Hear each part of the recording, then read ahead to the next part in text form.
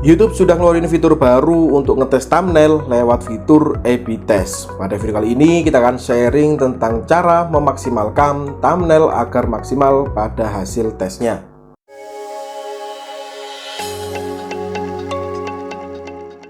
Nah, mungkin mayoritas di teman-teman untuk fitur baru ini sudah muncul pada channel teman-teman ya. Sebenarnya fitur ini sudah sempat saya bahas pada beberapa video yang kemarin ya. Mulai dari tipsnya bagaimana, cara pakainya bagaimana. Nah, pada video kali ini kita akan bahas lebih detail lagi untuk bisa memaksimalkan fitur ini. Sebenarnya fitur ini cara kerjanya cukup gampang ya, yaitu tinggal membandingkan saja thumbnail mana yang kinerjanya lebih powerful. Nah, kita mulai pada pembahasan kali ini dengan hal yang sederhana, yaitu perlu kita siapkan 3 thumbnail dalam satu video. Mengapa kok kita harus menyiapkan 3 thumbnail? Ya karena kalau seumpama kita mengupload thumbnail yang utama, jika ada kinerjanya yang kurang bagus, itu bisa digantikan oleh thumbnail cadangan ya. Nah, hal ini juga selaras dengan pakar-pakar YouTube yang sudah ternama ya, yang pernah menyebutkan juga pada satu video, sebisa mungkin kita bisa menyiapkan 2 sampai dengan 3 thumbnail. Pasti ada yang bilang, waduh, boro-boro nyiapkan 2 atau bahkan 3 thumbnail. Bikin satu thumbnail saja sudah cukup menguras tenaga dan waktu ya. Nah, memang itu poin pentingnya. Bagi teman-teman yang ingin membuat thumbnail, perlu memang untuk meluangkan waktu, tenaga, dan pikirannya agar bisa membuat thumbnail yang lebih maksimal. Karena yang perlu kalian ingat, thumbnail yang bagus itu bisa selaras dengan views yang bisa kalian dapatkan ya, yaitu viewsnya juga akan bagus juga ataupun viewsnya akan besar. Nah, mungkin pertanyaan selanjutnya, untuk thumbnail yang bagus itu seperti apa sih? Yaitu thumbnail yang bagus adalah thumbnail yang diklik.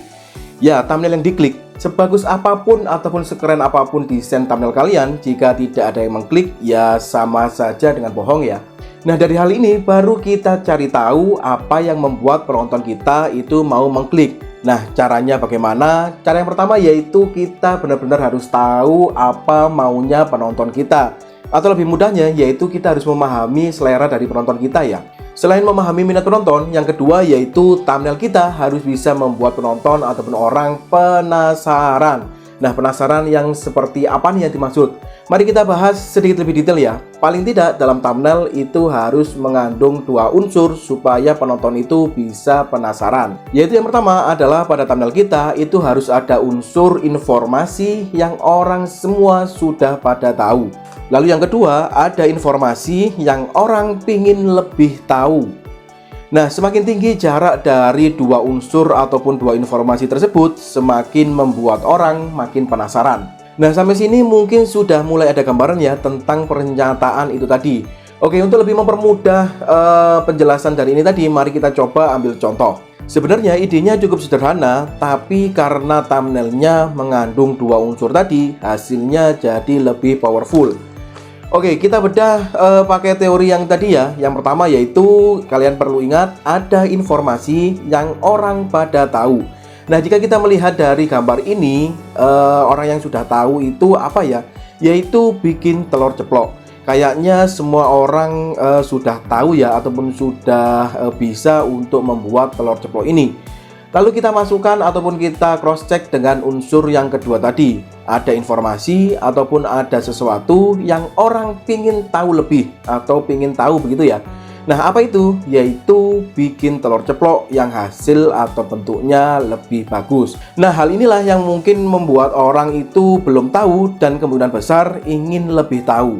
Meskipun desain thumbnail ini terlihat sederhana, tetapi ada cerita di balik gambar-gambar ini ya, yaitu mengandung 2 unsur tadi yang membuat penonton ataupun orang menjadi penasaran. Dan hasilnya bisa sangat-sangat powerful. Jika kalian lihat, viewsnya bisa mencapai 4 juta. Bahkan ide ini juga dicontoh oleh channel yang lain yang hasilnya pun juga lumayan rame ya.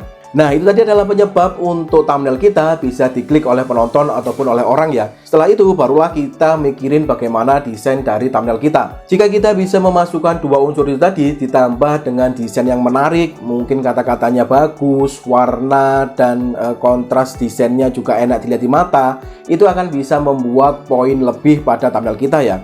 Oke, jika kita rangkum ataupun kesimpulan bagaimana cara menerapkan hal-hal di atas pada channel kita, hal yang perlu kita lakukan pertama yaitu kita bisa memasukkan pada thumbnail kita 2 unsur itu tadi ya.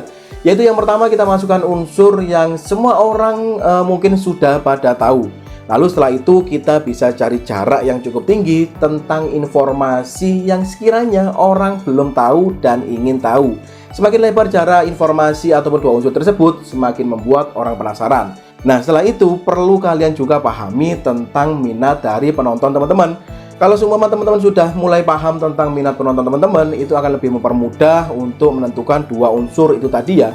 Jadi jangan sampai kita hanya memikirkan tentang channel kita saja harus bagaimana, tanpa kita mengetahui minat penonton kita. Nah, mungkin itu tadi adalah informasi tentang memaksimalkan membuat thumbnail yang bisa kita aplikasikan pada A/B test thumbnail ini ya. Semoga pada video kali ini bisa memberikan informasi yang cukup. Terima kasih sudah menonton. See you next video.